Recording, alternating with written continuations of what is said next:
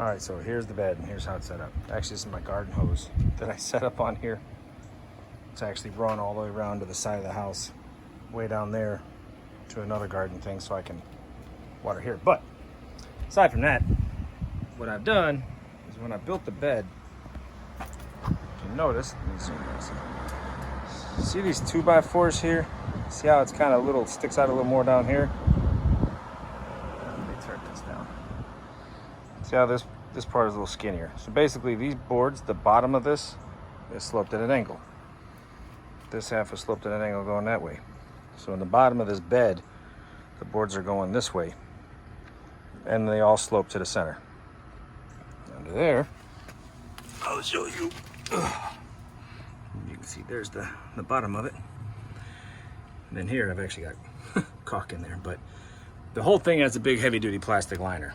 So on that liner, this is also at this type of thing. Oh, oops. Let me show you. So you can see it kind of slopes back this way. And then there's a hole up there with a greeny weenie and like a sponge and stuff to filter out some dirt. It comes down the PVC, comes into here. This filters out any more dirt. Some water goes in this bucket. When this bucket fills up, I got a transfer pump that moves it over to this one, and this is my bigger bucket. This is not really necessary, as I can set my filtering system up, and what I will end up doing is boxing this entire section off with wood, plywood, and dropping a big heavy-duty plastic liner in it, and this entire thing will be a big watering tub. And it'll filter on its way in, so I don't really have to worry about it. I'm trying to find a better way to filter it, because sometimes you get little bits of stuff in there, and I use a small drip system. Every once in a while I gotta loosen the caps, you know, because I think it's grit in there, you know, really fine things get in. But for the most part, and bugs and stuff that you see gets in there. Maybe I'll put a lid on it. But that is the gist of it. The whole thing is just sloped back this direction, and it goes in there. There's a pump down in there, runs up to there.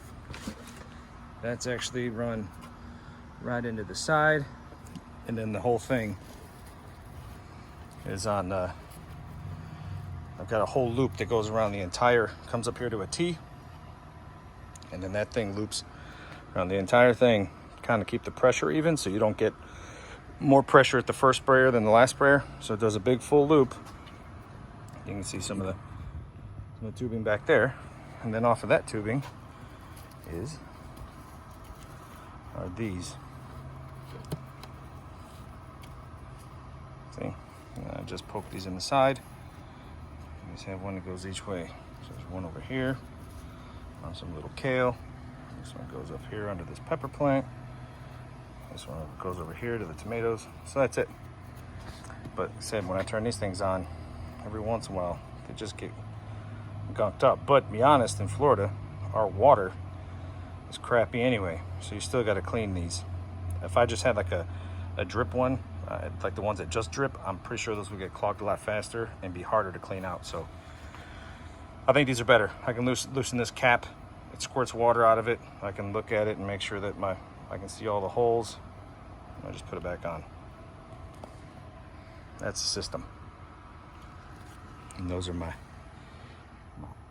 cool rosebud peppers. I don't know, I'm gonna keep changing the name. But there's a bunch of them coming in up here. Whole top half is gonna be loaded with them.